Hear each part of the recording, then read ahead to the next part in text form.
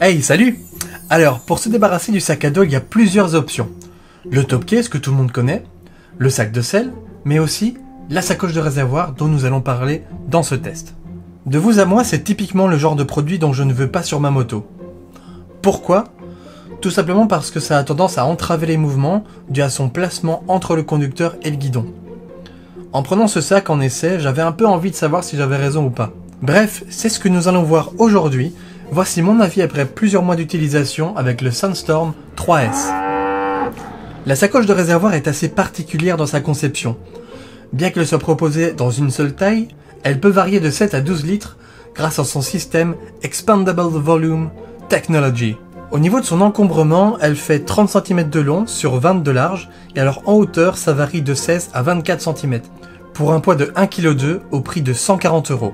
Comme pour les Blizzard que j'ai pu tester, le coloris est noir sur l'extérieur et rouge à l'intérieur, afin de bien voir toutes les choses qui peuvent se trouver dedans. C'est pratique et assez logique. La Sandstorm 3S dispose elle aussi de 3 couches thermosoudées, à savoir la couche extérieure en polymère annoncée extrêmement résistante à l'abrasion, la couche intermédiaire en filet de nylon 1000 deniers scellé contre la déchirure, et enfin la couche intérieure en vinyle rouge étanche pour en outre bien voir l'intérieur. À l'intérieur, il y a un séparateur ajustable qui peut même être retiré pour bénéficier de tout l'espace. Et on y retrouve également une pochette pour y glisser des documents ou même des outils basiques et peu encombrants.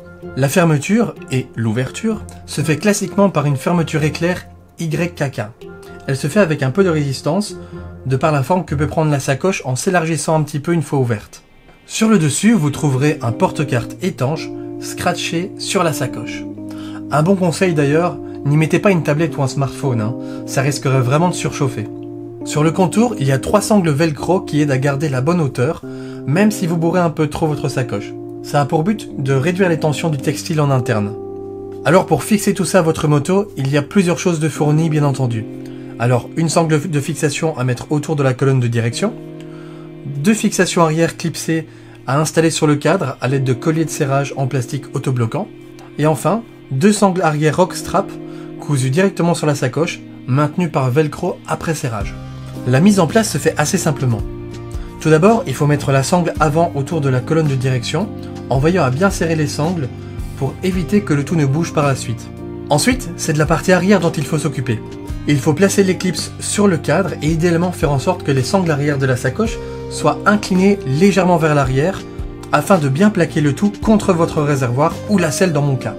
Là aussi, il faudra ajuster les sangles qui disposent de velcro afin de bien verrouiller entre guillemets le tout. Chose super pratique, c'est que du coup, si jamais la sacoche est sur un réservoir, pas comme moi, il suffira de déclipser 2 attaches pour soulever un côté et remplir donc le réservoir à la pompe. Concernant sa capacité d'emport, comme je le disais en début de vidéo, on peut faire passer la Sandstorm 3S de 7 à 12 litres très simplement. Il suffit de défaire les 3 sangles qui sont sur les côtés et de tirer vers le haut la partie supérieure. Tada! Voilà comment faire gagner quelques précieux centimètres en hauteur. Dans la configuration la plus basse, j'ai pu mettre une bouteille d'eau de 1 litre, des biscuits pour se redonner un peu de force, mon portefeuille, une batterie externe et j'avais même encore un peu de place en hauteur. Et enfin, dans sa configuration la plus haute, j'ai pu mettre mon appareil photo dans sa sacoche de transport, en plus de 2-3 bricoles ne prenant pas trop de place. Alors si vous avez peur que votre réservoir soit griffé, sachez que si vous fixez bien la sacoche, elle ne bougera pas, et donc ne risquera pas de griffer votre belle.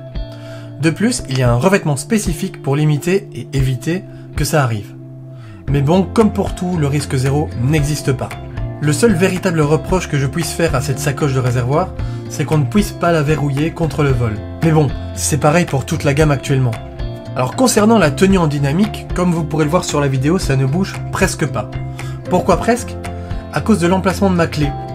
Donc je ne peux pas le serrer à fond parce que la sacoche sera un peu trop près de ma clé. Potentiellement, en cas de grosse chute, comme les sangles arrière sont de type rockstrap et donc extensibles, ça pourrait aller taper ma clé et la casser. Bien entendu j'extrapole, mais c'est plausible. Du coup je serre un peu plus l'arrière et laisse légèrement du mou sur le devant. Lorsque je roule sur route, classiquement assis, je n'ai même pas l'impression que la Sandstorm 3S est devant moi. Elle se fait totalement oublier car elle est pile poil aussi large que ma selle et ne remonte pas assez haut que pour gêner mes mouvements. Rien à reprocher dans ce cas précis, enfin si. Lorsque je vais en butée pour faire un demi-tour par exemple, je sens que le contact est comme amorti. En fait, c'est la sangle du devant qui se met légèrement devant ma vis de butée, et du coup ça amortit et limite un tout petit peu mon angle de braquage. Alors je vous rassure, hein, ce n'est pas du tout l'angle de braquage qui m'a mis la puce à l'oreille, mais bien cette sensation d'amorti. Alors ensuite, je passe en chemin, et donc naturellement, je me redresse. Et là par contre, il y a un truc qui coince. Ai-je donc raison? Je retente avec la pochette, mais en la mettant un peu plus vers le guidon. Et là, c'est nickel. Mes jambes ne touchent plus, et mon guidon n'est pas entravé non plus. Parfait. Papotin de merde, du coup j'avais tort. Enfin non, à moitié. Car c'est en fonction de la moto et encore plus de la taille de la sacoche que vous serez gêné ou pas. Concernant l'étanchéité, je n'ai rien à dire de négatif sur ce point. Je ne me suis pas encore pris de grosses draches avec, mais tout de même pas mal de bonnes pluies, et ça n'a jamais percé. Du coup, je peux affirmer que la sacoche joue bien son rôle, à ce niveau-là aussi. Comme pour les blizzards, l'entretien de la sacoche se veut super simple grâce à sa texture, un petit coup d'eau et d'éponge, et c'est propre. En conclusion, je dirais que cette sacoche de réservoir est vraiment d'une excellente qualité. Cela fait une bonne paire de mois que je l'utilise assez régulièrement, et je n'ai pas encore réussi à la mettre en défaut, même en off-road. Alors au final, son seul point négatif, c'est qu'on ne puisse pas la verrouiller sur la moto contre le vol. Voilà, c'est ici que se termine cette vidéo. Alors comme d'habitude, si vous avez la moindre question, n'hésitez pas à laisser un petit commentaire, je suis là pour ça, ça me fera super plaisir. Alors aussi, vous retrouvez l'article ici sur le petit lien qui apparaît, hop, vous cliquez dessus et vous pouvez aller voir l'article. Comme d'habitude, n'hésitez pas à mettre un petit like et à faire un petit partage parce que ça fait plaisir et puis surtout ça récompense le travail. Et on se retrouve pour de prochaines aventures. Allez, ciao ciao!